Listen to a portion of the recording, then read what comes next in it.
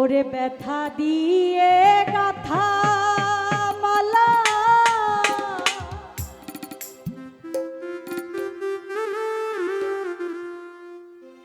আমি কার গলায় পরাবো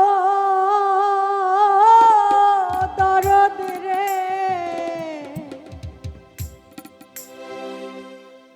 আর কি ফিরে তোমার দেখা পাবো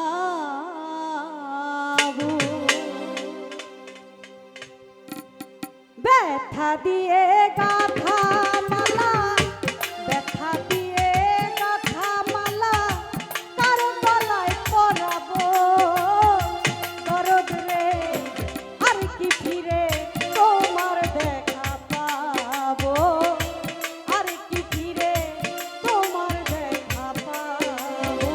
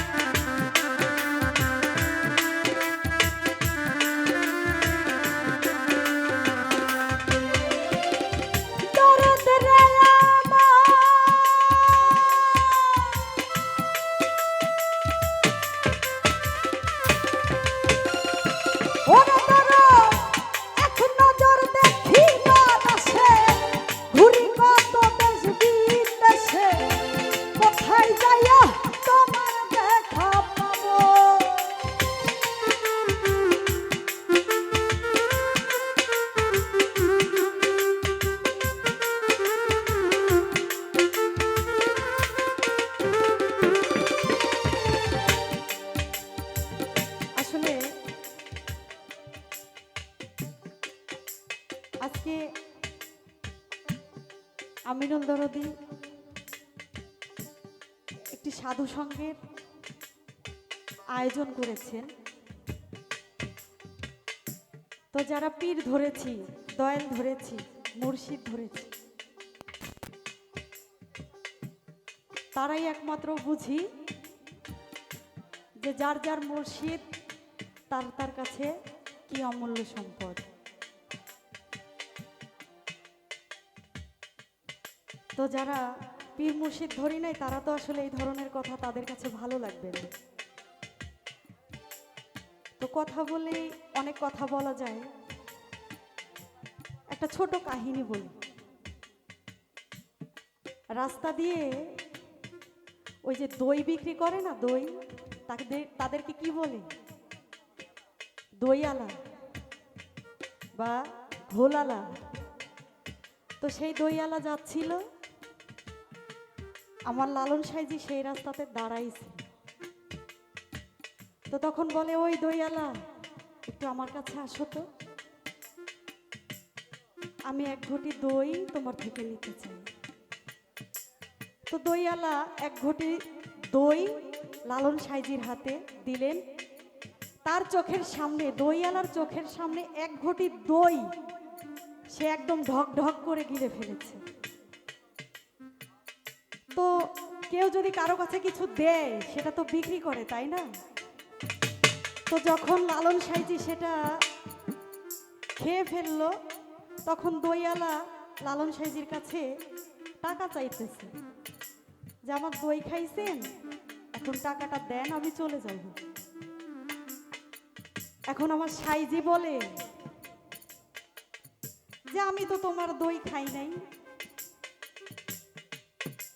এখন দইয়ালা চিন্তায় পড়ে গেল, বলে কি, আমার চোখের সামনে আপনি দই নিয়ে খাইলেন, এখন বলেন দই খাই নাই,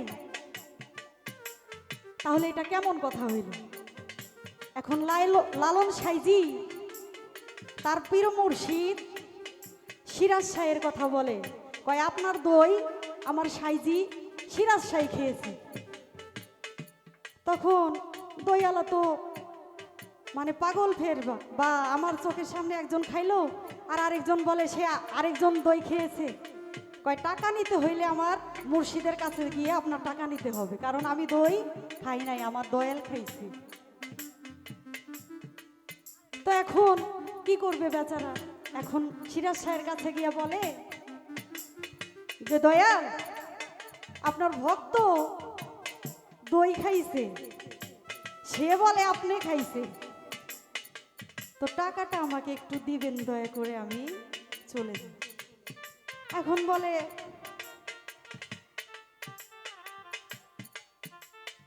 যে দইয়ালা বলে আর কি যে সাইজি খাইছে, সিরাজ শাহ, কিন্তু দই তো সিরাজ শাহ খাই নাই, খাইছে লালু।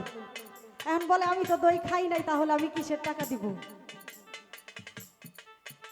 তো এটা বলে সিরাজ শাহ খাইছে সকালবেলা পান্তা, কাঁচামরিচ আর পেঁয়াজ। এখন বলে আপনি দই খান নাই, তাহলে আপনি হা করেন তো দেখি আপনার হায়ের মধ্যে কি আছে। তখন সিরাজ শাহ হা করে দেখায় যে তার কণ্ঠলানির মধ্যে সেই পান্তা নাই, সেখানে দইয়ে ভরে গেছে। তো বাজান, একজন ভক্ত যদি ভক্তের মতো হইতে পারে, তাহলে সেই ভক্ত আর মুর্শিদের মধ্যে তাদের আত্মা এক হয়ে যায়, তাদের আর কোনো তফাৎ থাকে না। তাই মুর্শিদ খাইলেও ভক্তের খাওয়া হয়, ভক্তের খাওয়া হইলেও মুর্শিদের খাওয়া হয়। তাই সেই মুর্শিদ যদি বিদায় নেয়, সেই ব্যথার ব্যথিত একমাত্র ভক্ত ছাড়া কেউ বুঝে না। তাই বলছি, হ্যাঁ।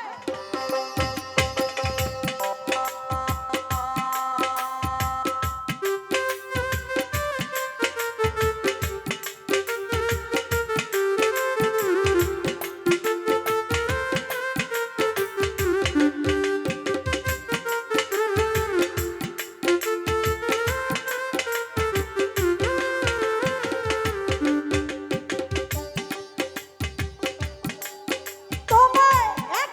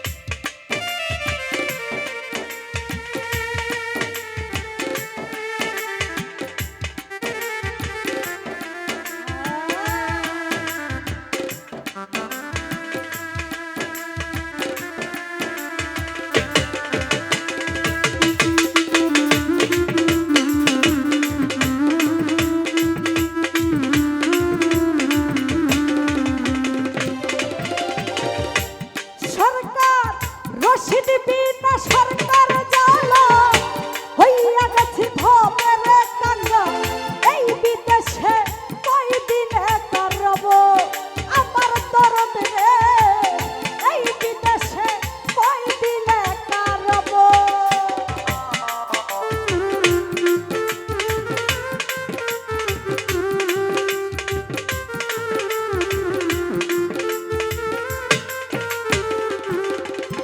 এই রশিদ বিনা সরকার জ্বালা হইয়া গেছে ভবের কান্না এই বিদেশে কয়দিনে কারব আমার দরদ রে এই বিদেশে কয়দিনে কারব এই সফর সঙ্গী হব আমি আমায় লইয়া যাও না তুমি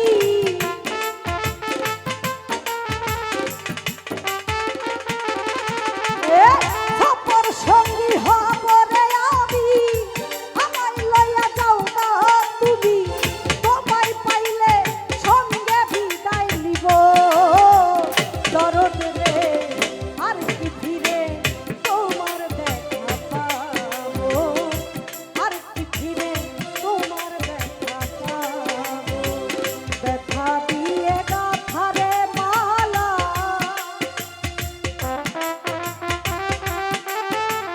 ব্যথা দিয়ে গাথা মালা তার গলায় পরাবো দরদ রে আর কি ফিরে তোমার দেখা পাবো আর কি ফিরে তোমার দেখা পাবো আর কি ফিরে তোমার দেখা পাবো আর কি ফিরে